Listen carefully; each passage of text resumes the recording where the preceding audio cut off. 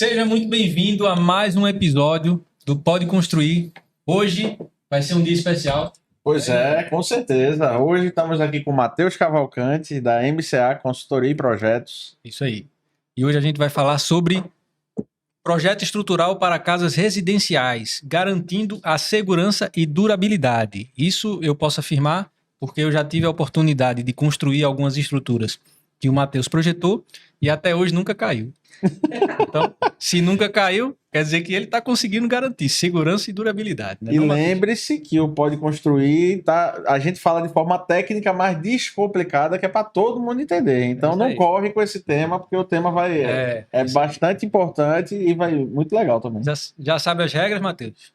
A gente vai dar um resumaço. Né? Dá um resumaço pra Bom, se você falar coisa técnica demais, que a gente achar que passou um pouquinho do limite, a gente vai acionar o nosso botão do pânico. Isso aí. E aqui você vai ter que traduzir. E aí você vai ter que dançar merengue aqui em cima da mesa. E aí vai ter que traduzir o que você estava falando. A gente também tem uma convidada especial. Cara, na verdade, convidada não, né? É, nossa assistente virtual. Alexa, você está aí? Estou aqui, com a cabeça nas nuvens. Cuidado. Mas bote a cabeça no podcast e vamos começar. É isso aí.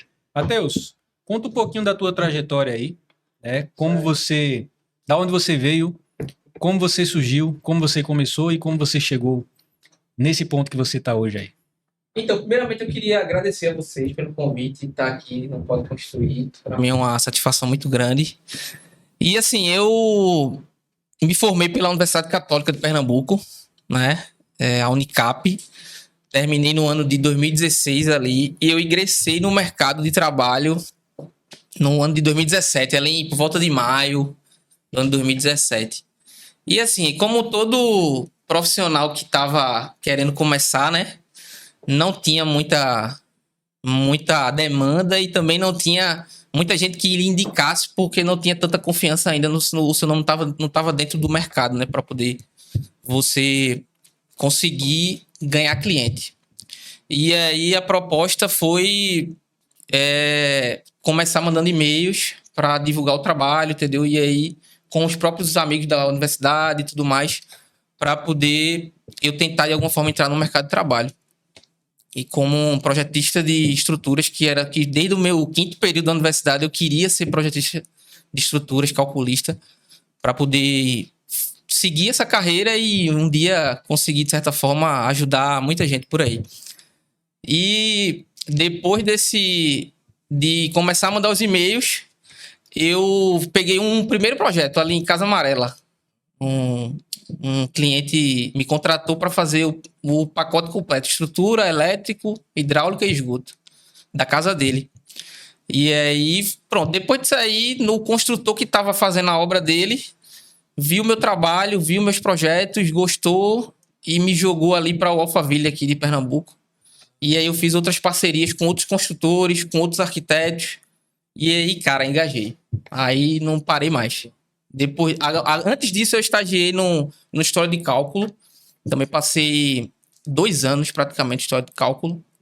E eu era o desenhista do calculista. Mas é daquele professor famoso daqui de Pernambuco? Não vamos citar o nome, mas é o dele, não. Não sei se ele foi aluno dele, mas ele era calculista bem renomado também. Ele foi pro Chile, pra Argentina também, falar sobre os trabalhos dele.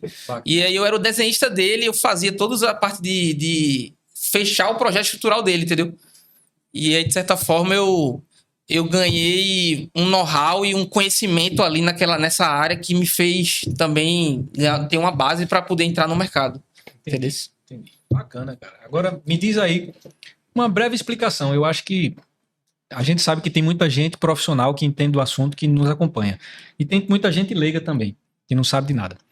Diz aí uma breve explicação da importância de um projeto estrutural. Por que é tão importante ter um projeto estrutural para a gente conseguir construir uma estrutura durável e segura? Então, eu sempre parto do princípio que são 3 pontos. Segurança, primeiro ponto, né? Porque tu vai ter uma construção que, de certa forma, tu vai previamente tu tá ali calculando toda a parte de estrutural, né? Ferro, concreto ou estrutura metálica, qual seja o método construtivo ali da edificação. Segurança, porque tu vai ter uma pessoa que vai calcular e vai te dar essa segurança. Economia, porque o projeto estrutural te dá economia. Tem gente que acha que não, eu tô pagando para fazer um projeto, podendo estar pagando ao construtor já para tocar a obra, mas não, geralmente, na maioria dos casos, gera economia. E o terceiro ponto, não menos importante, é a questão de tu poder orçar esse custo, esses materiais antes da obra, né? Pra tu poder ter uma base que tu vai gastar ali de estrutura e tudo mais. Entendi. Mas e aquele pessoal que diz assim, mas o pedreiro também diz o que é que vai gastar. Então, aí é que tá. É um chute, né? Não é uma coisa segura com cálculo e tudo mais. De certa forma, é uma experiência que ele teve de outras obras. E eu fiz tal coisa em tal lugar, fiz assim, deu certo. Então a gente pode aplicar. Mas aí é o que eu costumo dizer: cada caso é um caso na engenharia. Não dá para você aplicar o que você fez hoje aqui e aplicar também lá no Japão. Acho que as condições também mudam, ou até mesmo aqui em Casa Amarela ou em Boa Viagem, entendeu? Então, mas e aí uma pergunta: por que tanta gente faz sem projeto estrutural e a casa não cai? É exatamente isso, é o chute. E aí, de certa forma, você entrega nas mãos de Deus ali e pede para não cair, entendeu? Entrega nas mãos de Deus. Porque, assim, e essa parte da experiência também do profissional que está envolvido, né? Ele, de certa forma, copia o que ele fez em algum lugar e pode dar certo, pode dar errado. Engraçado que na faculdade, quando eu comecei a pagar as disciplinas de cálculo, eu disse assim, cara, para quem não acredita em Deus, quando começa a pagar cálculo estrutural, descobre que Deus existe, porque tem estrutura que está segurando ali e você não sabe nem como. Exatamente. Então, eu costumo dizer que o melhor amigo do homem não é o cachorro, é o concreto armado. Porque eu já vi zilhões de possibilidades, assim, de vícios construtivos, de erros construtivos, e como é que isso está em pé? Ninguém entende, mas tá lá em pé, entendeu? Deus existe. E ele olha muito pelas nossas obras. É verdade. Cara, começando o bloco 1, nosso programa é dividido em 4 blocos. Então a gente divide todos esses blocos de forma que a gente consiga apresentar o máximo de informações possível sobre o tema nesse curto espaço de tempo que a gente tem. Bloco 1, eu queria que tu desse aí uma breve explicação dos conceitos básicos de um projeto estrutural, né? Incluindo definição de carga, estabilidade, resistência, rigidez estrutural. Aí Já começou já falando um pouquinho difícil. Comecei. Peço minhas desculpas pelos meus deslizes e Matheus a palavra. Pega na mão de Matheus para ele explicar tudo bem esmiuçadamente. Então, eu posso falar assim sobre o método que eu utilizo para fazer o processo de dimensionamento de um projeto. O primeiro passo eu faço a concepção estrutural, que é o que é isso? É você locar, em resumo, é você locar da melhor forma os pilares, vigas, as direções das lajes, aonde vai apoiar a laje, né? Em quais vigas vai apoiar, qual tipo de laje que você vai utilizar para aquele empreendimento, para aquela edificação, qual o melhor tipo. E as fundações, que é exatamente onde entra a sondagem, lá que é o estudo do solo, né? Para saber quanto é que o solo vai aguentar para receber essa nova construção. O primeiro passo que eu faço é a concepção. Aonde vou botar pilar, onde vai passar viga, aonde se vai ter uma viga de transição. O que é uma viga de transição? É uma viga que recebe um pilar, o pilar nasce numa viga. E aí, eu pelo menos faço dessa forma. Primeira parte, concepção. Depois da concepção, a gente vai para a ajuda, logicamente, do software, né? Não tem como hoje a gente pegar o Excel ou então a munheca hoje, porque senão eu vou passar... Um projeto de uma casa, eu vou passar mais de 2 meses calculando viga por viga, pilar por pilar, entendeu? Para poder... Aí eu jogo no software, vejo todas as condições que o software me dá na questão de respeito às normas, porque ele já vem com as normas pré-configuradas, né, no software. E aí eu avalio se a minha concepção estrutural inicial foi a melhor para o cliente e para o empreendimento. Questão de custo, segurança. E aí, se eu ver que dá para dar uma enxugada ainda mais, colocar um pilar onde eu não coloquei, por exemplo, um vão de 5 metros e a viga com 40 centímetros de altura ficou com ferro elevado, sei lá, com ferro de 16 milímetros. Dá para colocar um pilar no meio desses 5 metros? Não dá. O que é que tem ali? Tem janela? Tem que a arquiteta colocou? Tem uma porta? Ou não? Eu posso aumentar a altura da viga? Ou não? Preciso deixar com 40 mesmo, porque foi o que ela pediu. Tudo isso vai na parte de concepção e lançamento do software, e configuração ali no software, entendeu? Depois dessa parte de análise e tudo mais, que é a parte mais crucial do projeto, assim, em termos de dimensionamento, né? Aí eu parto para o desenho.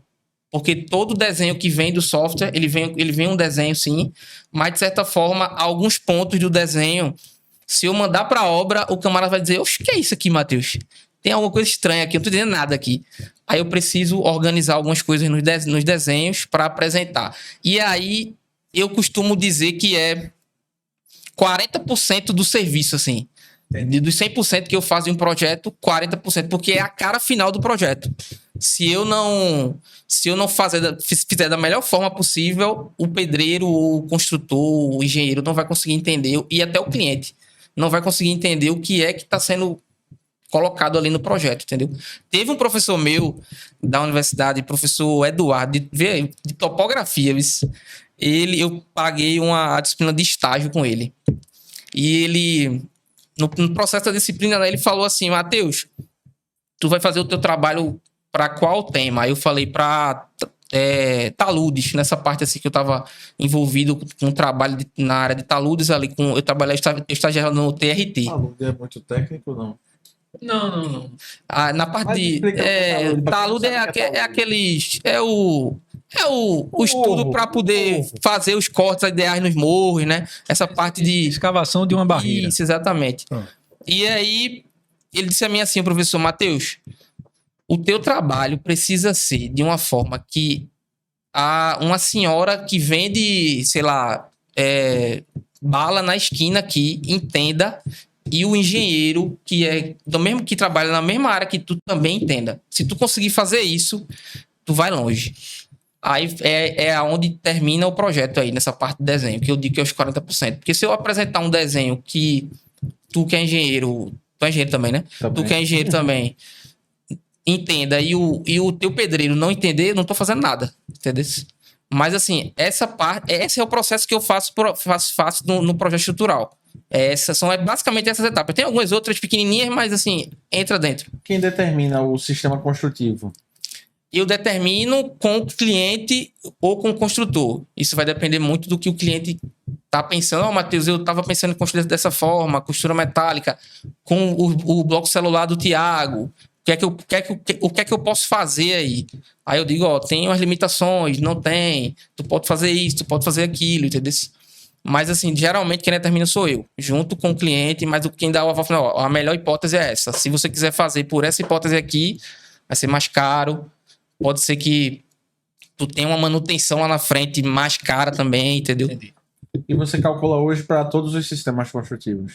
Eu calculo hoje para concreto armado, estrutura metálica, steel frame, alvenaria estrutural. É o que eu faço. Madeira também. Só que madeira, aqui a região que a gente mora, não tem, não é muito. Então serve praticamente para tudo.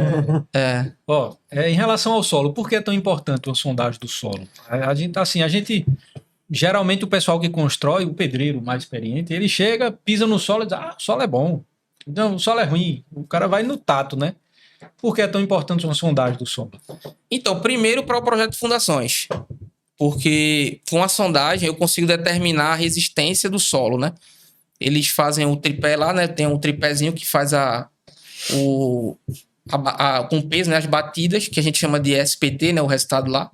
E aí, com esses resultados de SPT lá, que são as batidas que ele dá no peso para poder entrar no solo. Aí eu faço umas continhas lá de padaria e vejo qual é a resistência do solo e vejo qual é a melhor fundação a ser adotada geralmente pela carga máxima dos pilares da edificação, né?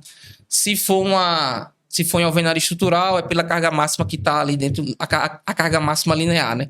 E aí eu vejo qual vai ser a melhor solução de fundação para a edificação em estudo, em cálculo. Mas é muito importante a sondagem, porque o cliente acha que não, mas economiza sim. Economiza. Porque mas você faz projeto sem a sondagem do solo? Geralmente não. Porque eu sempre insisto para o cliente que é a melhor opção. Mas assim, tem hipótese de se fazer sim sem análise do solo. Que aí a gente pode utilizar o radier, que é uma fundação que exerce uma pressão, uma força muito baixa no solo. E aí, por conta da área dela, que é ampla, né? E aí, de certa forma, ela sempre consegue vencer a maioria dos solos. Ele já fez isso para mim, né? Até no projeto padrão que a gente mencionou. Como a gente distribui o projeto padrão para todo o Brasil, então a gente não tinha, era inviável a gente pegar sondagem por sondagem que cada pessoa compra e adequar. Aí a gente definiu que faria radier. O nosso projeto é com radier. E lá no projeto tem uma observação, se eu não me engano, é 0,7 MPa. Isso, eu boto uma observação. Lá, esse projeto se adequa a solos com resistência a partir de 0,7 MPa. Ou seja, se o cara botar ele dentro do mangue... tem que fazer uma análise com o engenheiro local. Um bom senso mínimo ali de saber... se ele tem essa resistência, que 0,7 é muito baixo, né? Solo... Não, mas peraí, eu já ia tocar no 0,7 MPa, agora você tem que explicar o que é isso. Traduza, então, é megapascal, né? Megapascal é zero... Megapascal é um monte de pascal. Aí a gente, de certa forma, tem as unidades de medida, né? E aí, o megapascal é... 10 quilos. Eu utilizo... Aí, se a gente for converter aí para quilo por centímetro quadrado... vai dar em torno de 0,7 quilos por centímetro quadrado aí, entendeu? A conversão... Por 1 centímetro quadrado, o solo aguenta 0,7 quilos. É isso aí. Entendeu? 1 centímetro quadrado, 1 centímetro por 1 centímetro. Isso, entendeu? Na área do... Aí aguenta 0,7 quilos. É detalhista. Não, eu me coloco na posição de quem não estudou que nem a gente, pelo menos 5 anos de engenharia, que fica voando. Para aprender o que é um MPa. Até pedreiro mesmo, quando você fala, a resistência disso aqui é tantos MPa. Fica viajando assim, tentando entender o que é aquilo. As unidades de medida, né? Só pra gente não, tipo, 25 o quê? É 25 coelho, sei lá, banana. Agora... mais uma pergunta para a gente fechar esse bloco. Certo. Você sempre projeta baseado nas normas, né? Isso. Dá uma ideia aí, quais são as normas mais importantes, as principais que você leva em consideração e por que é importante seguir essas normas? Por que você não pode projetar sem essa orientação? Então, a nossa Bíblia, que eu chamo, né? A gente chama de livro de cabeceira, Bíblia, Bíblia é o livro mais vendido do mundo, né? Então, a nossa Bíblia é a NBR 6118. Ela, inclusive, está em processo de revisão agora. Ela é de 2003, né? Ela é de 2014, é a última. A última, né? A última, 2014. Aí está em processo de revisão e, se eu não me engano, vai sair já o texto definitivo, já com as alterações que foram feitas. E ela é a nossa norma padrão, né? 6118, é a 6118, de cálculo estrutural para a parte de concreto armado, certo? NBR 6118, isso. A de estrutura metálica é a 8880. Se eu não me engano, 8.880, se eu não me engano. Ou é 8.800, alguma coisa assim. Esses números eu nunca decoro. Mas a 6118 é que não tem como a minha não tem como não decorar. Essa foi meu livro de cabeceira durante todo meu estágio, assim. E aí, muitos dizem, você é obrigado a seguir a norma. Você não é obrigado a seguir a norma, porque a norma ela não é um documento... não é exigido por parte dos projetistas seguir, só que ela tem força de lei. O que é força de lei? Se por acaso juridicamente houver algum problema na tua construção, o primeiro parâmetro que vai ser adotado para conferir se tua edificação foi feita de forma correta pelo projeto vai ser a 6118 ali. Entendeu?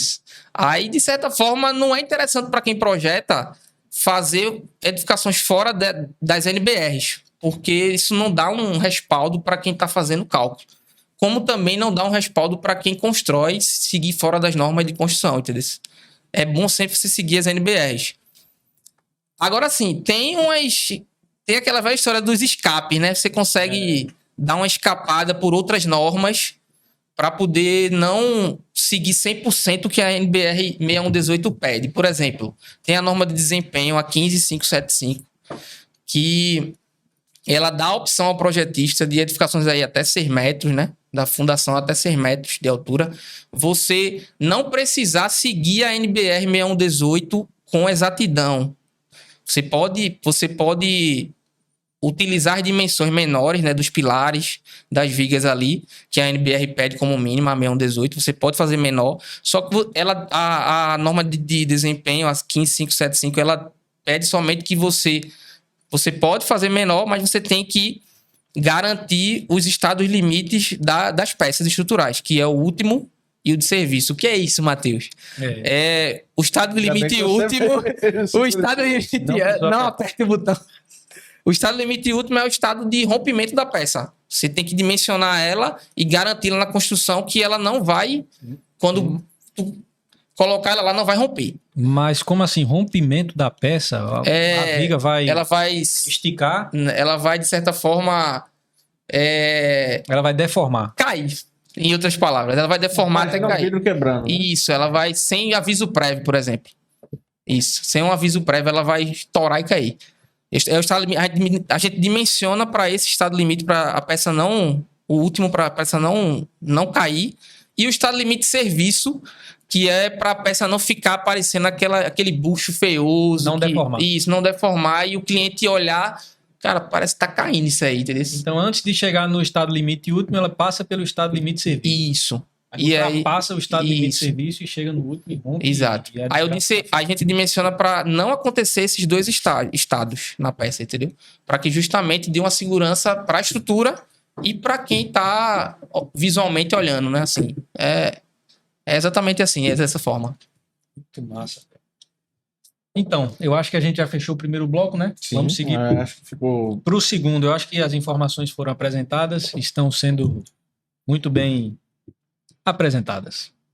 Vamos lá. Elementos estruturais essenciais em casas residenciais. Dá aí uma breve explanação para a gente entender. Sobre os elementos mais comuns. Por exemplo, fundações, vigas, pilares, lajes, escadas, né? Eu acho que tem muita gente que acompanha a gente que não sabe o que é isso. Principalmente quando se fala em coluna, em cinta. É a cinta ali, a coluna. A gente que... E tem gente que inverte ainda. É verdade. A cinta e a coluna. Pior ainda. Dá aí um resumaço aí pra gente entender desse negócio. Então, a parte para residência é bem básica, assim, né? Geralmente as fundações mais adotadas a sapata, né? As fundações superficiais, né? Que a gente chama, que são aquelas rasas, né? Sim. Que não precisa você ir lá para dentro do solo. Que é a sapata, que aí você tem a piramidal, que é quando você dá você faz um formato na sapata que parece uma pirâmide, parece um triângulo. Uma coisa que eu sempre quis perguntar, desculpa por lhe interromper. Certo. Por que essa pirâmide? Isso é essencial? Não, é só para você economizar concreto. Por que economizar concreto? Se eu fizer quadrado lá embaixo e não fizer o cuscuz em cima? Porque quando você faz ela piramidal, você meio que retira um pouco do concreto das pontas, né? Mas assim, a efeito de cálculo, isso não se eu não tem variação alguma. Se eu não fizer aquela pirâmide, eu vou ter que encher de concreto até essa altura toda da pirâmide. Isso. Eu pensei que eu ia encher embaixo ali. Não, você pode adotar até essa sapata retangular sem ser piramidal. Que aí você vai encher tudo mesmo, faz um quadrado ou um retângulo. É melhor economizar. Exatamente. Que é exatamente o que eu acho melhor para execução. Inclusive, nos meus projetos, eu mando ela caixote, porque eu acho que não tem sentido você estar cortando madeira ou até para questão de usar alvenaria ali e tudo mais. Mas se ela for muito grande, vale a pena. Vale a pena. Quando é muito grande, vale a pena. A sapata, aí daí vem os pilares, né? Que muita gente chama de coluna. Mas só tem sapata? Não, tem a sapata e você pode adotar também aí um baldrame, né? Só o baldrame, se o solo for muito bom de resistência. Sapata corrida. Explica o que é baldrame. É uma viga que você apoia diretamente no solo. Você dá faz uma vigazinha no solo e já bota a parede. Isso, já bota a parede. Tem também essa hipótese, é muito utilizado para casas térreas. E que é barata. Isso. E hoje também existe também para fundações profundas, se a gente pode citar aí tem uma estaca que tá sendo muito utilizada aqui na região, que é a estaca broca. Que ela é fininha, ela tem um diâmetro aí de 15 centímetros, 20 centímetros de diâmetro, e ela consegue aí atender a uns solos piores, assim, que não dá para utilizar sapata nem viga baldrame. Você consegue passar o solo ruim, chegar no solo bom e a estaca, né, chegar até para poder você dar uma ancoragem melhor na fundação. Como é essa estaca broca? Você abre o solo, né, sei lá, com a perfuratriz, algum equipamento que retire, injeta concreto, é tipo uma estaca convencional, é tipo hélice. Injeta o concreto e depois vem a armação. E ela é simples demais. Assim. É tipo hélice, mas tipo hélice. O que é hélice? Hélice contínua é uma estaca que vem, ela tem um equipamento que é uma hélice mesmo, que enquanto ela vai entrando e tirando o solo, ela já vai injetando concreto no meio, que tem dentro da hélice tem um tubo que vai injetando concreto dentro, e aí ela vai tirando o solo e já colocando concreto no lugar. Que já é muito bom, porque impede uma questão de erosão do solo, de desabamento do solo ali, entendeu? Uhum. Isso aí. Aí essa estaca broca, ela consegue... ela consegue dar uma sustentabilidade para uns solos que não tem tanta resistência para usar sapato ou baldrame. Mas se comparar sapato e baldrame, ela é mais cara. Porque aí você vai ter que alugar o equipamento que faça essa... Isso aí é um pouco mais caro mesmo. Mas geralmente é sapata, viga baldrame, entendeu? Que é o mais utilizado. E o radier que você calculou... Isso, e o radier que é o que mais... Agora sim, o radier, você, comparado com a sapata e o baldrame, você gasta muito concreto e muito aço. E aí, os convencionais mesmo, assim, é sempre sapata e baldrame, assim, o radier não é... Não é que não é indicado, mas assim, Não é que não é indicado. O que eu ia perguntar é assim, sempre vai ser mais caro. Isso, do que essas duas primeiras hipóteses, sim. Uhum. Vai ser sempre mais caro. O radier é o seguinte, você gasta mais concreto, mais aço, porém gasta muito menos mão de obra. E é bem mais rápido. Exato. E agora, quando você vai fazer sapata, dependendo da situação, você gasta muita mão de obra. Principalmente na escavação. Uhum. A casa que a gente tá fazendo no Alphaville mesmo, a gente passou, acho que umas 2 ou 3 semanas só cavando, velho. Só cavando buraco. Não tinha como fazer com um equipamento, uma rede escavadeira, alguma coisa assim? Então, a gente não quis usar a rede escavadeira porque a gente queria um buraco preciso, né? A gente queria preciso para eliminar a forma. A gente não fez forma nas sapatas. A gente fez um buraco ali, tamanhozinho da sapata. Mas aí o solo, no caso, era bom que não... Foi dimensionado já pensando na resistência do solo. A gente concretou direto no solo, botou uma lona, concretou. Uhum. Não fez forma de madeira. E não sei se no teu caso teve, mas quando tem água, lençol freático, aí é que o negócio fica pesado mesmo. Aí é ruim. E aí você falou sapata isolada, sapata... E a viga baldrame. Qual é a diferença de sapata corrida para baldrame? Então, a sapata corrida, de certa forma, ela apresenta uma base diferente do baldrame. A viga é aquele retângulo convencional, né? E a sapata corrida, ela é meio que uma viga em T, pode-se dizer assim, entendeu? Ou você pode fazer em L, ao invés de T, dependendo de onde tá, ali na divisa do terreno e tudo mais. Tu não acha que é mais barato uma sapata corrida do que uma baldrame, não? Rapaz, eu acho que não, porque você tem um Lzinho que você tem que armar. Como ela é uma viga assim, T invertida, você tem que armar essa parte de baixo. No baldrame, você só arma o quadrado, né?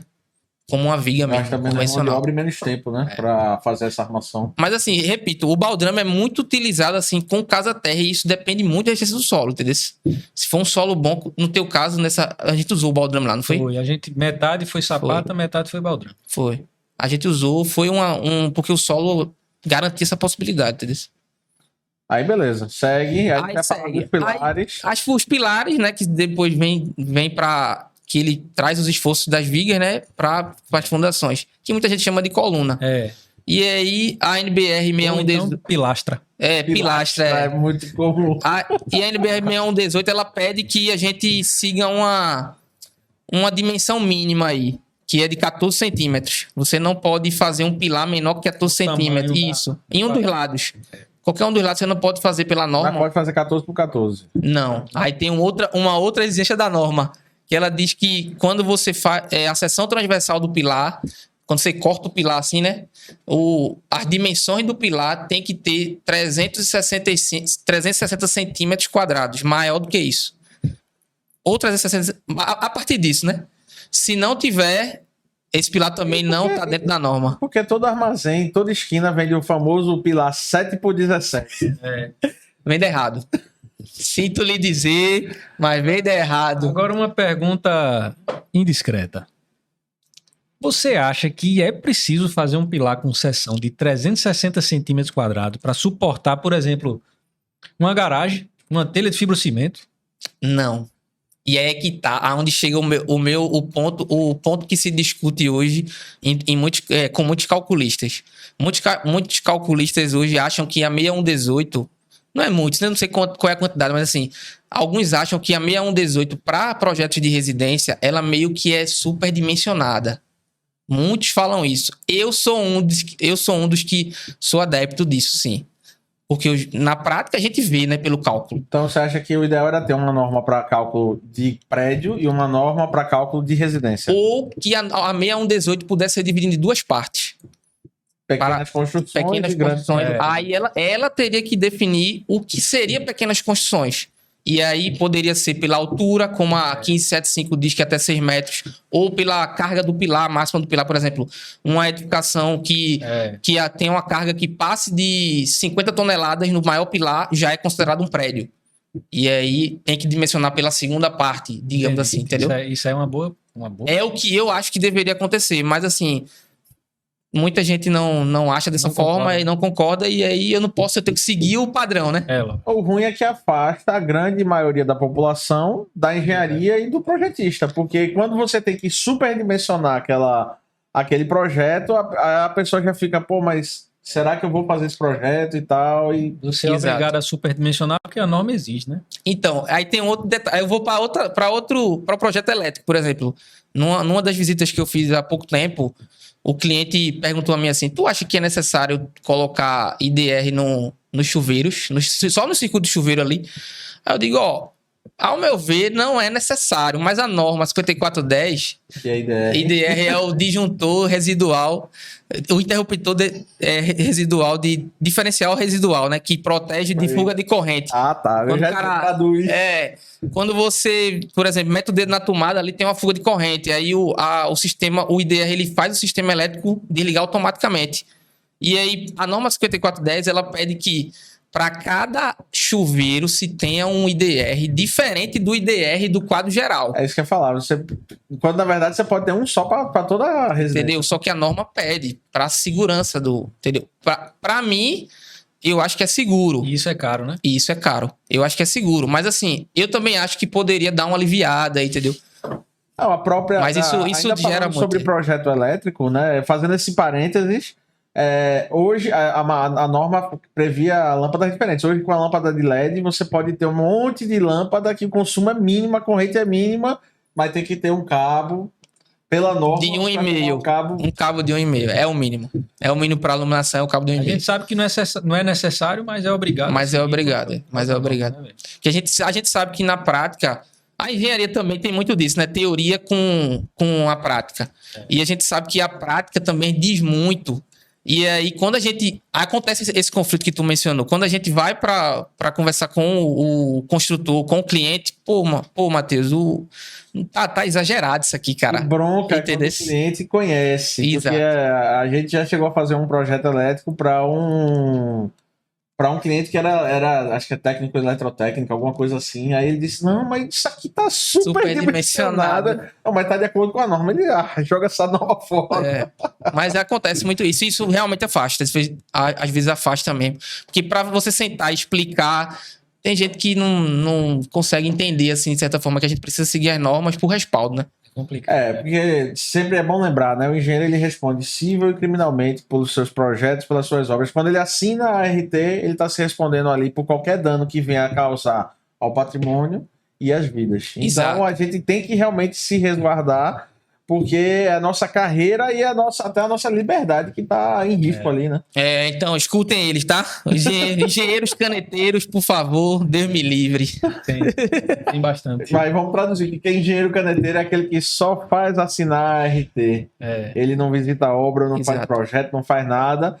E o cara tá ali se arriscando, às vezes, por mixaria. É uma coisa que realmente não compensa. Mas só pra gente finalizar esse bloco, você já tava falando do pilar e agora da sequência. Isso, aí vem as vigas, né? Eu costumo chamar de viga mesmo, porque é a nomenclatura que eu uso nos projetos. O nome é viga, né? Não, o nome é viga mesmo, E assim, tem gente que chama de cinta, tem gente que chama de... Às vezes, quando a viga tá passando no meio da sala, que não tem parede embaixo, chama de viga aérea. Não sei se vocês já ouviram falar desse termo. Eu já ouvi falar, viga aérea, que não tem parede embaixo. Aí a viga tá meio flutuando ali, tá voando. Quando o cara faz a viga em cima da laje. Aí é outra. Aí vem as vigas, que elas pegam os esforços das lajes, né? Geralmente, e dos telhados, e transmitem para os pilares, para poder transmitir para as fundações e daí para o solo. Mas aí tem essas hipóteses de viga invertida, que a gente coloca a viga para cima, né? E a laje passa embaixo da viga, assim. Tem a viga semi-invertida, que ao invés de passar embaixo da viga, ela passa no meio ou mais para baixo, mas ela dá essa... E tem a viga normalmente que a gente chega com a laje aqui assim, em cima dela, e faz o esforço normal aí transmitindo. Agora eu queria somente falar um pouco sobre essa parte de viga, assim, né, no contexto de que muitos construtores, eles utilizam a alvenaria como forma da viga, né? Não sei se vocês já viram. Eles pegam a parede... E em cima da parede já só joga a madeira do lado e isso, de certa forma, é um equívoco.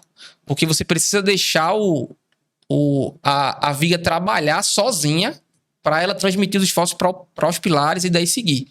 Quando você faz isso, você está fazendo com que a parede, ela, de certa forma, receba algum esforço estrutural que não é previsto. Eu já tive alguns problemas também de fissuras em paredes por causa disso. E aí surgiu uma ideia, não sei o que é que você acha.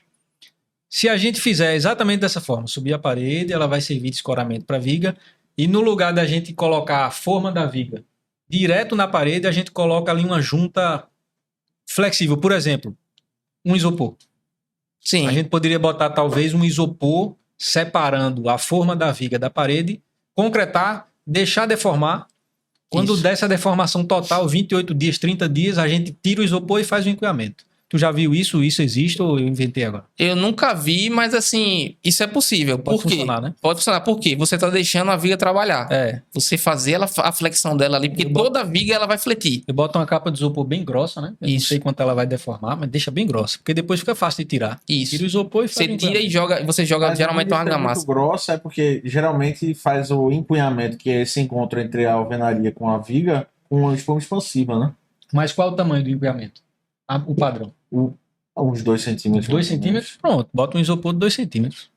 Geralmente já é feito assim, no sentido da forma, né? Quando você tira a forma, você deixa aquele espacinho ali para poder preencher com uma argamassazinha polimétrica e tudo mais. E a tua solução, que é usar um bloco canaleta para fazer a viga. Então quer dizer que não é indicado. Pois é. Não é que não é indicado. Não é indicado porque ela pode deformar, né? E é exatamente esse problema que a gente tem em algumas obras, entendeu? Como a gente não faz encunhamento, esse encunhamento a gente não faz. Porque a gente sobe o bloco, assenta a canaleta e concreta. Então, algumas obras, eu acho que deve ser a viga que deforma mais, né? Tem viga que tem pilares mais próximos, deforma. Tem viga que tem os pilares mais longos, deforma mais. Isso. Depende do Acontece fissura na parede. Não é problema estrutural. A estrutura não vai cair, tá tudo dimensionado. Só que aparece a fissura na parede, a gente tem que recompor. Fechar com massa e tal. E eu sei que foi a deformação da viga. Só que se eu for fazer tradicional, forma de madeira, escoramento... Você vai ter que deixar o espaço. O custo é não é espaço. É porque o Thiago tenta fugir do custo de jogar madeira fora. Jogar madeira fora. Também. Quando eu contabilizo todo esse custo e fazer só para evitar uma fissura na parede, é muito melhor para mim deixar a parede fissurar. Entendi. Deixa ela deformar, deixa a parede fissurar, depois eu recomponho, entendeu? É muito mais barato.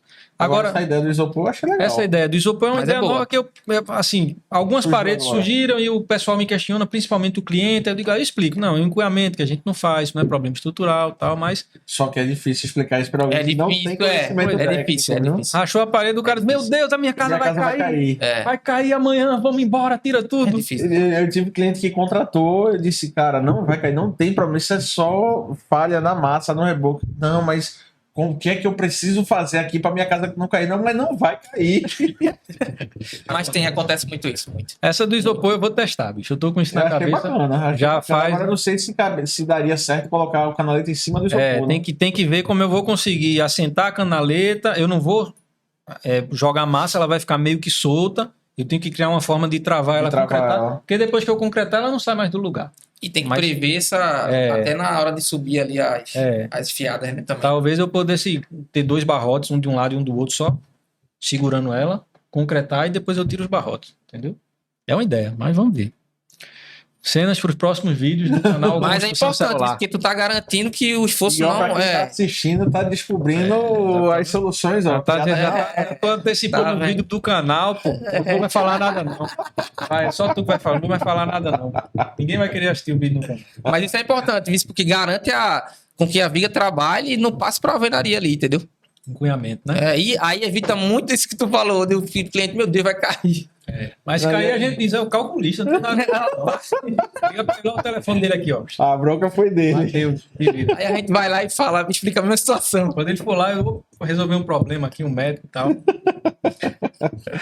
Bom, mas me fala algum cuidado que tem que ter na hora da laje, porque a gente falou até a viga e a laje. Sim, a laje, o que é laje e quais são as principais precauções aí enquanto a laje? A laje, a gente conceitua ela como a parte da estrutura que a gente consegue, plana, que a gente consegue pisar, né, fazer todo aquele movimento para poder subir as edificações, né? E aí, para o conceito de laje, assim, o ideal é que você, de certa forma, tenha um projeto estrutural prévio, lógico, mas que você escore bem a laje. E também que, dependendo do vão, você faça uma escolha acertada do tipo da laje a se instalar na edificação. Mas, em casa, o que eu mais vejo joga laje treliçada. E a de 12. A de 12 centímetros. Não, a pergunta que não quer calar. Todo lugar que a gente vai comprar laje, o cara faz, essa laje aí suporta vão de até 6 metros. Pode botar. Assim, a rocha. Aquela nervurinha desse tamanho aqui, 6 metros. Caramba. A Beta 12, né? Que é a mais utilizada. Cara, essa laje aí, até 4 metros, até te falei, até 4 metros aí, 4. Pra vão de coberta, ela aguenta bem. De coberta. De coberta. Se tu for pra piso, tu tem que ter um outro pano de laje de lado para tu pegar as vigotas dessa treliça e engastar no pano de laje de lado. Por exemplo, aqui tem uma laje, certo? Aqui tem uma viga. E aqui tem outra laje. Essa laje, as vigotas precisam estar nessa direção, as treliças, para poderem engastar com essa aqui. Pra você que tá escutando esse episódio no Spotify, nesse trechinho, dá uma olhada no YouTube pra você visualizar. Então, como é que você engasta? Esse engaste é tipo a vigota de uma laje que tem um vão maior, tá pedindo um auxílio da vigota da outra laje para poder conseguir suportar o vão. Esse é o famoso engaste que a gente chama. Exato. Aí ela tá pedindo aí, de certa forma, para vãos de piso, essa Beta 12... aí 3,5, pode. E a dela só jogar uma malha pop, né? Todo mundo faz isso. Pode jogar uma malha pop. Ele acabou de condenar 90% das obras executadas aqui agora. O pessoal que tá assistindo vai tudo com a mão na cabeça. Meu irmão, vai cair agora, o que a gente vai fazer? Ele já conhece a Legolive? Conheço a Legolive, conheço. Se Deus quiser, vai ser um episódio mais pra frente, né? Trazer o criador da Legolive. Só um parênteses assim, muito mais segura que a treliçada. A Legolaje é tão boa, tão eficiente, que eu já conversei com ele lá em loco, na obra, pra gente dimensionar um monte de vão sem viga. sem viga. A gente só vai fazer viga fora agora. Caramba, dentro do ambiente, ele vai embutir tudo na Legolife. E ela dá até a hipótese no vão de você fazer uma viga chata ali. Em vez de você usar treliça, você forma a viga, né, com as barras de aço e não usa treliça. Ou você pode usar a treliça dupla, né? Que aí você consegue aumentar os vãos aí da Beta 12. O negócio vai ficar bom. Legolage é o futuro. É o futuro. Não, o negócio tá começando a esquentar. Vamos pro próximo bloco? Vamos. Não, a gente não termina esse podcast, não. O podcast não é 10 horas, não. Tem horário para terminar. Ó. Agora, Gel já perguntou logo no começo que tipo de materiais você calcula, ferro, madeira, essas coisas. Só faltou ele dizer bambu também. Eu vi um monte de gente projetando agora projeto bambu. Não, projeto não. Ainda não. Espera surgir uma norma aí, a gente começa a conversar. É pra China, né? Então, explica aí mais ou menos qual a vantagem de você construir com, por exemplo, concreto armado, por que não usar madeira? Ou talvez estrutura metálica. Qual a diferença disso? Ou melhor, qual é o melhor sistema construtivo para você? Embora ele já se entregou no início, ele já concreto armado de mais ou menos ele até um livro, né? O tema do livro. Ele já está se declarando desde o começo. Eu acho que era uma experiência sua que faz tudo isso. É interessante para a gente saber onde você indica um mais do que o outro, qual é o melhor custo-benefício, onde é mais vantajoso a madeira, onde é mais vantajoso o aço, o concreto, como é que você trabalha com isso? Você que lida com todos esses sistemas na mão. Então, Vê, para falar de concreto, eu sou apaixonado pelo concreto, velho. Concreto armado, para mim, é a melhor. Tá lá fora. Ela tá lá fora, mas assim, ela sabe que eu tenho essa queda. E assim, e o protendido, cara, também para mim concreto protendido o que é concreto protendido? A gente usa. É um concreto com um aço que tem uma proteção. Um cabo de aço. Um cabo de aço. Isso, exatamente. várias cordoalhas de aço ali que dá a hipótese à construção de você fazer peças mais esbeltas e vencer grandes vãos. Fica mais resistente do que uma barra de aço parruda? Fica mais resistente o cara puxar um cabo de aço dentro? Fica. Porém, é mais caro. Porém, é mais caro que o concreto normal? Cara, não sei te dizer assim, mas eu acredito que possa estar em torno de 30% aí mais caro. Isso é um chute, tá? Eu não sei dizer. Então, arquitetos, cuidado quando forem projetar grandes vãos. Então, é assim, pronto. Aí o concreto armado, lógico que ele tem uma limitação aí de seções, né? Se você, geralmente, quando a gente vai fazer uma viga aí, a gente vê o vão e 10% desse vão vai ser a altura da viga, né? É o que geralmente se adota para as construções convencionais. Isso é normativo? Não é normativo, isso é empírico. Isso é empírico na parte de dimensionamento mesmo, entendeu? Isso não é nem normativo isso. Mas, assim, tem uma limitação? Tem. Porque um vão de 10 metros, para passar uma viga aí, vai ser uma viga de 1 metro, praticamente, assim, entendeu? Você pode passar com uma viga de 90, 80, pode, mas vai usar umas barras de aço mais elevadas. Entendeu? Uma barra de aço de 25 milímetros, de 32 até, que a norma até pede para você fazer umas outras considerações quando você passa a usar barra de 32, 40, entendeu? E aí, tem esses aspectos do concreto armado. Você tem que ter umas seções compatíveis com os vãos, né? O protendido te dá essa possibilidade de aumentar os vãos e te dar umas seções menores. Mas quando você parte aí para 10 metros, 12, 15, e você não quer usar uma seção robusta, aí eu digo, vamos para metálica.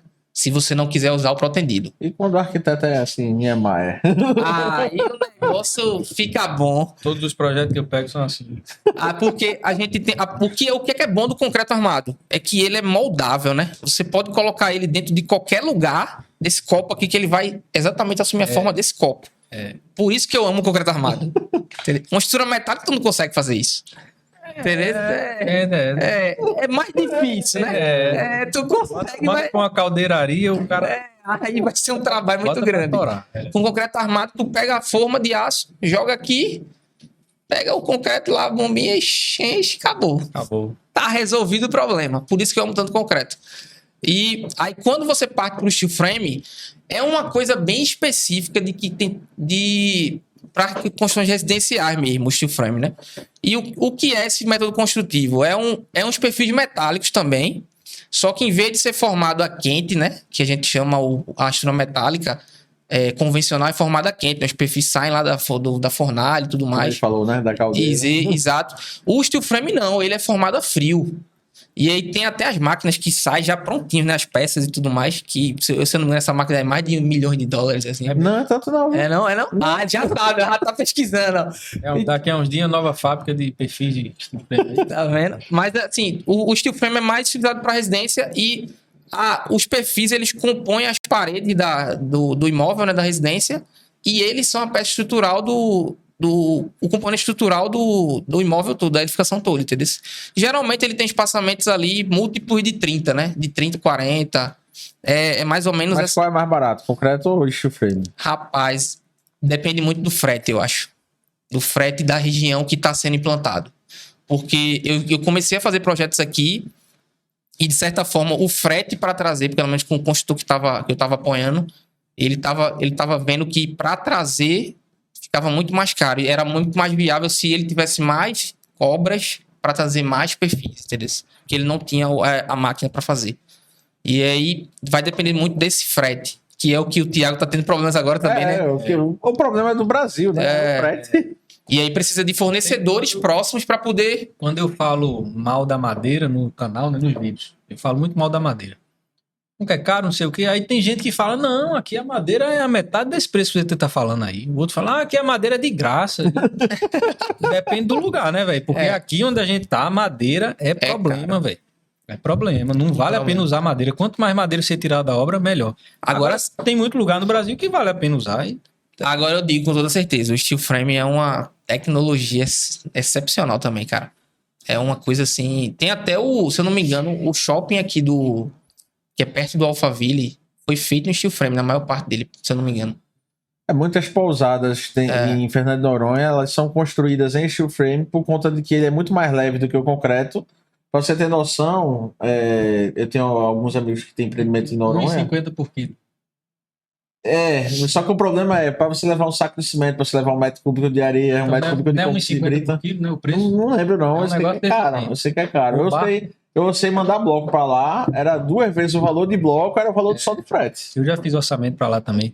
O cara, assim, se o cara for levar um barco de tijolo, ele vai pagar 2 vezes o valor que vai pagar no bloco. Então não é vantagem para ele orçar o bloco. Mas aí quando compara com o steel frame ainda é mais leve. Mais leve. Mas é uma tecnologia assim que eu também, quando eu vi, caramba, se vingar aqui, se tiver fornecedor... O grande problema que eu vejo aqui não é nem fornecedor, é cultura. Exato. Porque como o steel frame tem aquela sensação de que é oco, porque você tem uma placa cimentícia do lado um do outro, aí foi por isso que eu acho que não estourou tanto em residência aqui, pelo menos no Nordeste. Eu não sei no Sul e Sudeste, mas aqui você consegue fazer uma galeria, uma loja, um shopping...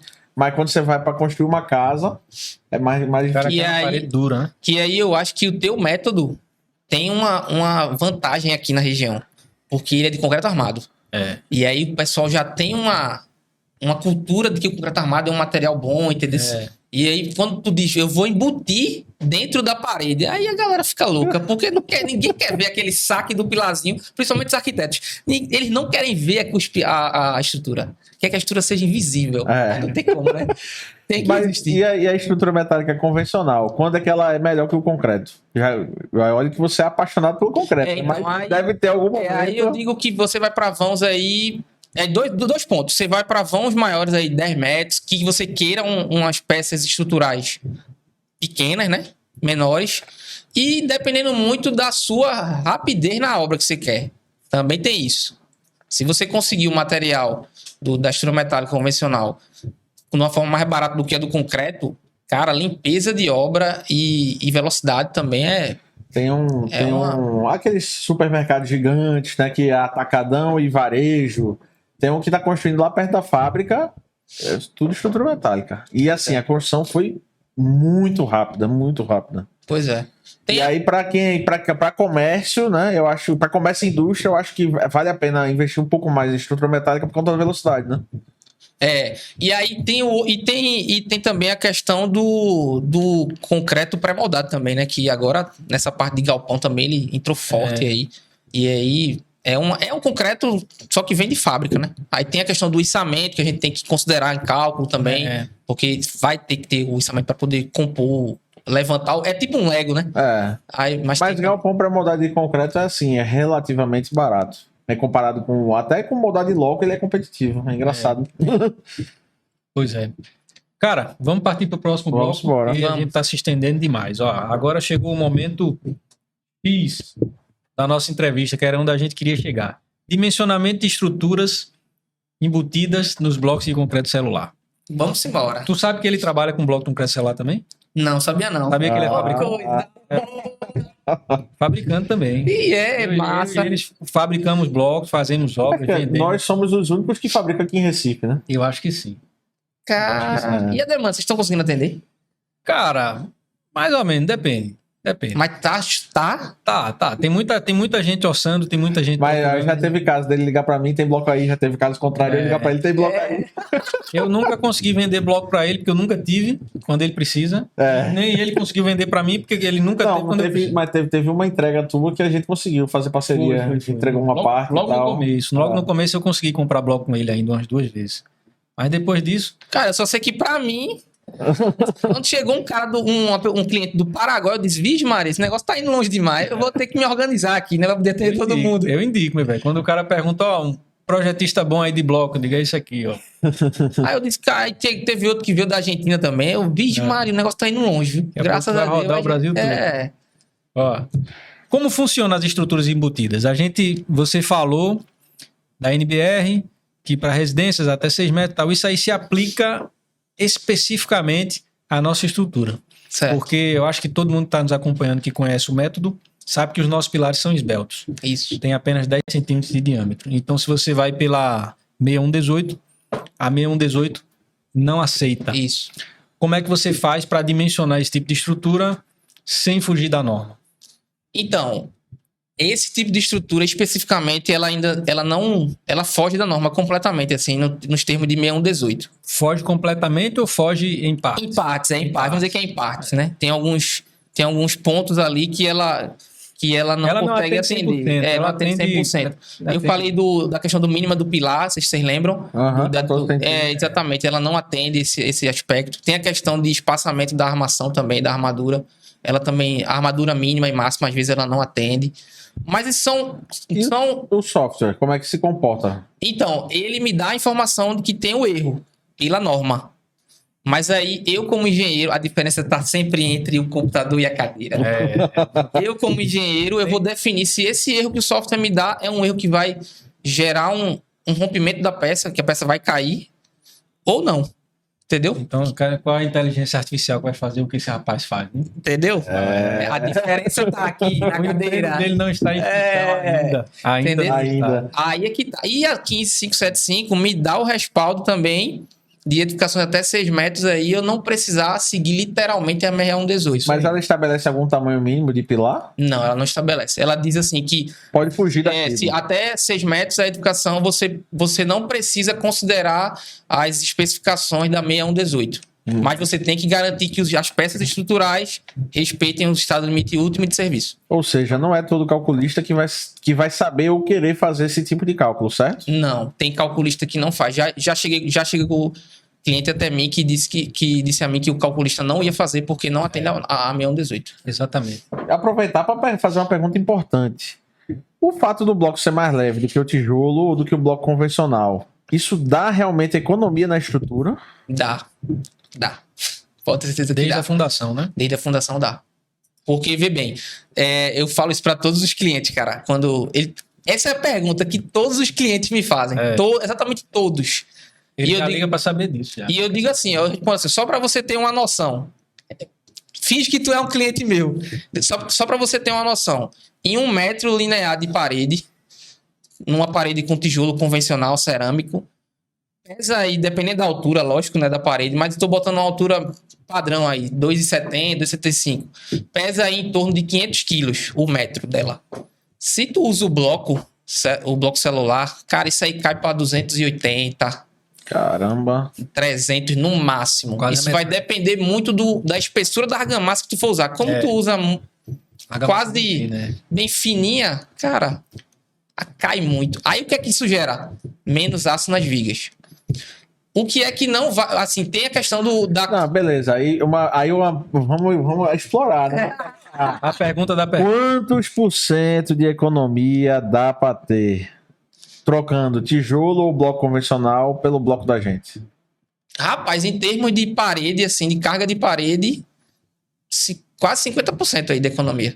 Porque tu tem uma parede com 500 quilos e tu cai aí para 280. Mas vê só. Não, mas o custo da estrutura vai reduzir em 50%? Não, aí não. Aí isso tu que tem, queria... não. Aí, Por exemplo, se você tem uma parede de 500 quilos sobre a viga, certo. E aí você troca essa parede por uma 250, você vai reduzir a metade da armação da viga ou não? Não é desse jeito, né? Não é desse jeito, mas é em torno de uns 30%, 40%. Muita coisa. Eu falo 20, ó. Eu sou muito conservador. Da próxima vez que você for falar com Isso vai depender. Eu tô partindo do princípio que tu tá adotando somente uma parede nessa viga. Se tu tiver uma laje, aí isso pode variar. Isso pode ir pra 20, entendeu? Claro. Entendeu?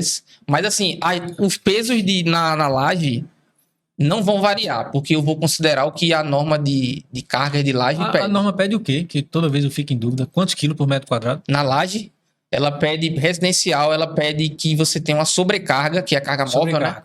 De 150 quilos para quartos, 150 eu pensei que quartos, salas. Se for depósito, se for área de serviço em cima, sobe para 250. É 200 ou é 250, alguma coisa assim. Varanda é 250. Entendi. Varanda é 250. Então, aproveitar, já não é nesse bloco, mas quando ele tava falando dessa sobrecarga de laje, me veio uma dúvida que eu acho que é de muita gente. Quando a laje balança, você tá andando sobre ela, tá tremendo, então passa um caminhão na rua e tudo mexe. Muita gente tem medo disso, mas é pra ter medo mesmo? Ela mexe porque não é legolagem. Se fosse legolagem, se fosse... A laje lá no balanço não. Garoto propaganda da Legolagem. Não balança. Pensar que ele tá patrocinando Meu a gente. amigo, a laje não balança. Você pula em cima, cai, dá mortal, faz de tudo. Ela não balança não, impressionante. Mas assim, inclusive, cara, eu fiz um laudo. Agora eu também trabalho com essa parte de laudo, né? De perícia em estrutural. E eu cheguei numa edificação que a laje estava balançando mesmo. E era próximo do metrô aqui de Recife. Eita, passar a vida balançando. Cara, tem uma janela na sala, que a janela vibrava assim, ó. E a laje balançando. E aí, solução? Solução. Primeira coisa é escorar. Quando escorou, já dá estabilidade de segurança. Mas tu escora onde? Na laje de baixo? Eu escoro a laje de baixo, Eu escoro a laje por baixo. A laje por baixo, no caso. No chão. Isso, no chão. Faça escoramento. Se for mais de um pavimento, ele tem que escorar do chão até lá. Escora tudo. Que escorar. Isso. Inclusive, nesse eu escorei a laje de piso, que aí o escoramento passou pelo térreo, né? E escorei a laje de coberta, que o escoramento apoiou na laje do piso. E aí, geralmente se dá por dois motivos. Ou subdimensionamento, quando você adota uma laje que para o vão não era a ideal, essa velha beta 12 para um vão de, sei lá, 6 metros. Entendeu? E algum tipo de eventualidade que a estrutura sofreu ao longo do período de existência dela. Um recalque diferencial, entendeu? Um pilar ali de uma... E aí vem a estrutura e a cinta ou a viga, ela mas isso é quando balança. Quando vibra só um pouquinho, não tem problema, não. Quando vibra, não tem problema. Depende muito do limite de vibração. A norma também dá esse limite de vibração. As lajes treliçadas, elas naturalmente vibram. Vibram bastante. É uma laje que vibra. Ela vibra. Mas assim, tem um limite. Você não pode também, porque senão o camarada vai... Ó, perguntinha sobre o bloco. Essa é clássica. Eu recebo todo dia no canal. Vai, manda bala. Por que, no lugar de fazer um pilar inteiro dentro do bloco, eu não posso botar uma barra de ferro e concretar um furo sim, outro não, como todo mundo faz com bloco, com alvenaria estrutural? Por que eu não posso fazer isso? Teve cliente que me perguntou isso também. Todo dia eu recebo 2, 3 dessas aí. Aí eu digo assim, porque o bloco não é um bloco estrutural. Ele é um bloco de vedação. Ele não tá apto de receber cargas além do próprio peso próprio dele. Só se você quer dizer se você concretar o furinho com uma barrinha só de ferro, o peso da estrutura vai ser distribuída no bloco, ela não fica concentrada naquele furinho? Vai ser distribuída no bloco. Aquele furinho com uma barrinha não é suficiente. Não é suficiente. Por isso que a alvenaria... Não transforma no pilar. Aí tu tá fazendo como se fosse uma alvenaria estrutural. E aí o bloco precisa ter função alvenaria estrutural distribui a carga no bloco, isso. Né? Exatamente. E por isso certo. Que aí tu tá meio que sobrecarregando o bloco. Eu não tô não, que eu não faço isso. Eu respondo certo. Não pode, porque não é bloco estrutural. Pronto. Quem quiser acreditar. Mas é clássica. Porque muita gente também é acostumada a usar o bloco. Às vezes usa até o bloco de vedação normal, dessa forma. E muita gente é acostumada a construir com tijolo, sem pilar, né? Faz tudo com tijolo e bota uma cinta e joga lá e acabou. Eu vou te dizer porque essa pergunta é clássica. Porque tem gente na internet que posta vídeos há muitos anos ensinando isso. Tem verdade, gente, verdade. Eu já vi. Tem canal no YouTube, o cara antigo, com, sei lá, 10 anos, postando vídeo com esse tipo de bloco parecido com o nosso, que ele ensina isso. Tu concreto, bota uma barra aqui, uma barra 10.0. Aí bota um sim e outro não. Um sim ou não, aí tu concreto, um sim e outro não. Essa parede, ela vai virar uma parede, vai virar uma parede autoportante, aí começa a falar palavras pra que a galera... Não, e se tu tiver inseguro, tu ainda pega, bota uma no meio assim, no meio, né? Na altura dela, já vi. Ele viu. Bota uma no meio assim, pega um bloco calha, né? Bota uma barrinha ali no meio que tu vai garantir uma estabilidade melhor aos blocos, não sei. Vai na onda. E aí pergunta, qual é a resistência do teu bloco? Então, ele é resistente aqui, ó, dá pra ver, ó. Então, o mínimo que a norma de alvenaria pede pra ser um bloco estrutural é 4 MPa. 4,5, não pra o concreto celular, eu acho. Para o concreto celular, não. Para o concreto de bloco estrutural convencional. 4 MPa. É 4,5. O bloco celular chega a 3, né? Não, ele pode ter 4,5. Não, ele pode ter... Eu já fiz Não, mas o traço convencional mesmo de você. Chega até... O que a gente usa é 1,5, 1,8. Tá vendo? Eu já fiz traço que deu mais de 10 MPa. Só que justamente o rendimento dele é muito pequeno, então você tem um consumo de cimento muito grande. Então, além dele ficar pesado, ele fica muito caro. Muito pesado, muito caro. Mas ele pode ser usado de certa forma como bloco estrutural. Entendeu? De certa forma, porque também tem a norma, né? Tem que, de certa forma, ter uma norma para isso, né? Para o bloco celular e como portante, né? Exatamente. Bom, vou falar. Eu acho que uma última pergunta. Por que é tão importante fazer um projeto estrutural para construir com bloco de concreto celular? A gente não pode fazer um pilar assim. Bota um pilar a cada 2 metros, porque tem muita gente que pergunta isso. Clássico também. Não, mas eu vou botar os pilares como? A cada 1 metro, a cada 2 metros? Eu disse, não, depende da estrutura. Mas eu não posso botar a cada 1 metro, não. Posso botar a cada 2 metros. E tem alguns que vêm com rabisco, né? Com o desenho, o croquis, diz assim... Bota aí onde é que são os pilares. Onde é que é pra ter um pilar? O pilar de quanto? Vou comprar. Já chegou isso pra mim também. 7 por 17,5, né? Tá bom, tá? Vou comprar os blocos, beleza. Tá aqui meu desenho. Onde é que eu vou botar pilar? Aí tá, bicho. O primeiro ponto é a questão de segurança, né? Porque os elementos embutidos no bloco, eles têm, como tu falou antes, umas dimensões menores e se tornam esbeltos por essas dimensões pequenas. E, de certa forma, eles precisam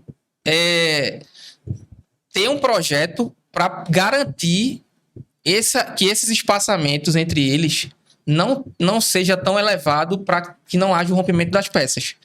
E aí é que entra o projeto estrutural disso tudo. Porque, dependendo da edificação, se for uma edificação comercial, por exemplo, a sobrecarga de uma edificação comercial é o dobro de uma residencial. Tu já tem aí na laje o dobro de uma sobrecarga para considerar.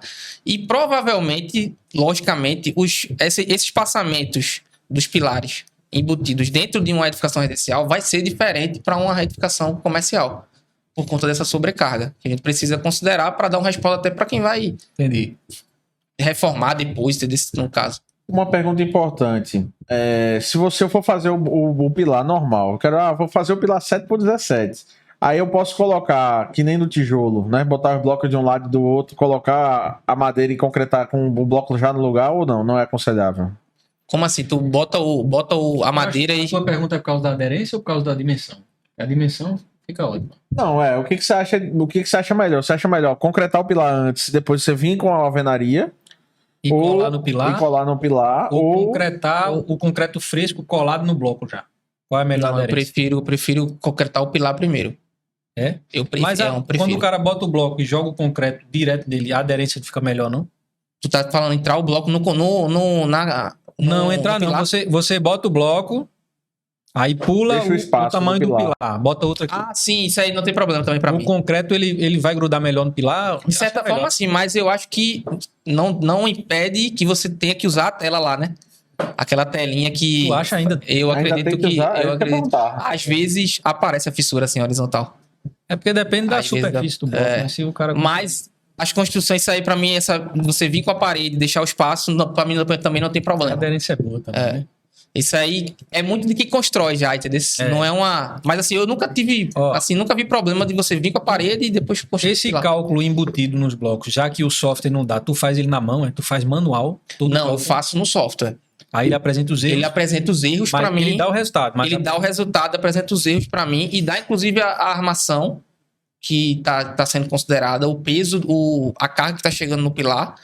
E aí eu verifico quais são os erros que ele está me apresentando e se esses erros vão dar um problema na estrutura, né? De rompimento, de flecha, Se não der problema, você passa para o desenho.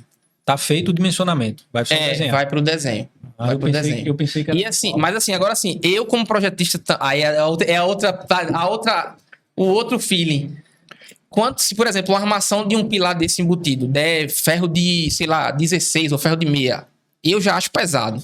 Eu acho que não cabe nesse tipo de elemento. Aí eu faço um rearranjo na concepção e aí ou adiciono um pilar ou vejo alguma forma de garantir que esse esforço nesse pilar diminua. Se você precisa naquele ponto de um pilar que vai pedir, sei lá, 6, 8 ferro de 16. Isso. Você pode fazer vários pilarzinhos, um colado no outro, né? Cada furinho com ferro menor, né? Que seja Exato. Possível. Aí, vê bem, tem a questão também de produtividade da obra, que eu também avalio. Que é um outro aspecto que entra também nessa análise do projeto estrutural com os blocos embutidos nos blocos. Será que isso vai realmente render para quem vai construir, fazer vários pilares juntos? Se não for render, o que é que eu faço? Nessa área, eu falo para o cliente e para o construtor, nessa área aqui eu achei melhor adotar um pilar convencional. Pilar convencional. Porque vai atender melhor os requisitos de dimensionamento e você vai ter até economia na hora de executar, né, e praticidade. É isso mesmo. E outra coisa, tem até um detalhe para quem vem com um arquitetônico, um pé direito duplo, né? Essa parte de pé direito duplo, eu digo logo ao cliente, não atende os blocos, os elementos embutidos. Tem que fazer estrutura convencional aqui. Por quê? Fica muito... Porque os elementos são esbeltos. E tem aquela questão do coeficiente de flambagem, né?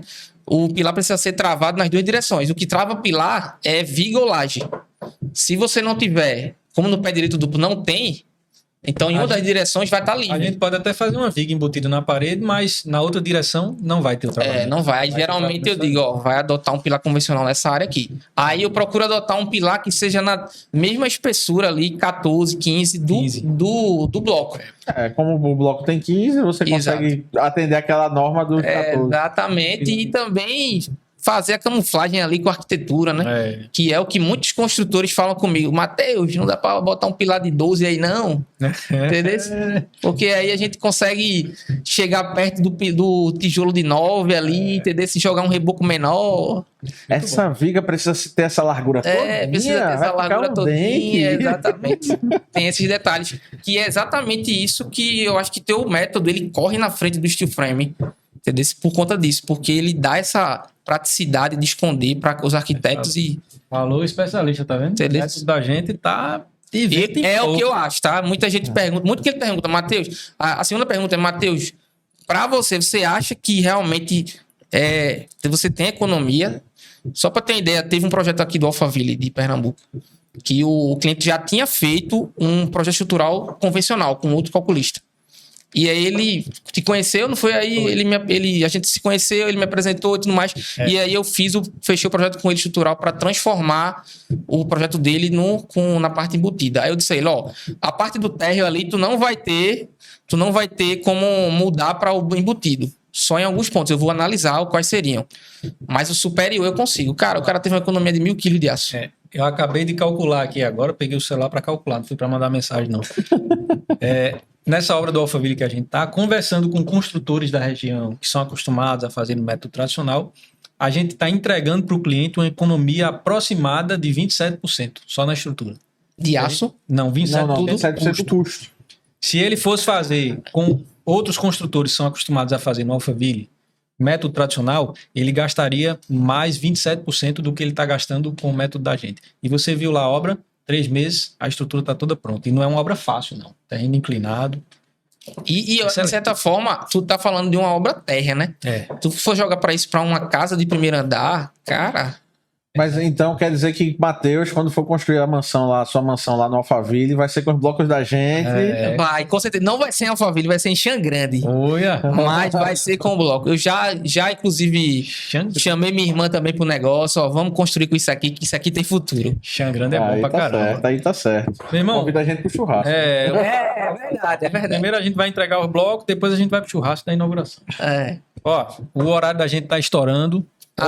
Que pena. Vocês dois falam demais, bicho. Não tem condições. Como é que o cara vai fazer um podcast desse jeito? 2 caras tagarela desse no para-boca. Brincadeiras à parte, eu acho que a gente pode entrar no quadro das 10 agora, né? Sim, com certeza. Posso fazer perguntas? Me falaram desse quadro das 10. Mete bronca. Deixa comigo você ter mais intimidade. Deixa comigo que essa parte eu gosto. Ó, quadro das 10. São 10 perguntas, certo. 10 segundos para responder. Se você não responder em 10 segundos, você vai ter que dançar bolero aqui em cima da mesa. Não, brincadeira. Não precisa disso tudo, não sejamos tão extremos. Mas você vai perder o quadro. Então, capricha aí. Não tem nem tempo de pensar. Tem que ser o que vem na cabeça. Pode 10 segundos, né? E por favor, não fique com raiva de mim, que as perguntas quem fez foi ele. Vamos lá. O que você responde quando o cliente pede apenas uma ART? Não consigo. Só isso? Eu digo, não consigo te dar. Aí eu falo assim, ó, eu costumo acompanhar, se for para questão de obra, né? Eu costumo acompanhar, se for para projeto, tem condições, né? Eu vou dar uma RT só de um projeto assim, não tem condições, eu tenho que dar um projeto também. Você é um menino decente, muito bem. Que tipo de resposta você dá quando o seu cliente diz que seu projeto é uma merda? Cara, vou estudar mais para melhorar. É humilde, gostei. Eu sou um cara que sempre gostei de sugestões. Nunca fui um cara, tipo, porque o camarada é pedreiro e tá ali na obra e desmereceu a profissão do cara e ele não tem uma sugestão boa pra me dar. Talvez ele será a melhor pessoa pra me dar uma sugestão boa, porque ele que tá ali na obra pode me dar, entendeu? Eu sempre fui assim. Nunca tive esse problema 10 segundos, não 1 minuto. Não. Mas a gente entendeu a mensagem, o que importa é que a gente entendeu. Onde você estava com a cabeça quando decidiu virar engenheiro, bicho? Coitado. Cara, sei não, na lua, alguma coisa assim. Mais um sofredor, bicho, pelo amor de Deus. Qual foi o pior momento onde você pensou em desistir do seu negócio? Cara, quando eu, de certa forma, quando eu pego alguns clientes que não conseguem compreender, entendeu? Assim, o que é tudo isso, entendeu? Entendi. Aí, às vezes, dá vontade de desistir, assim. Entendi. A desvalorização. Desvalorização, Entendi. O que mais te deixa feliz no seu trabalho? Poder realizar sonhos. Massa.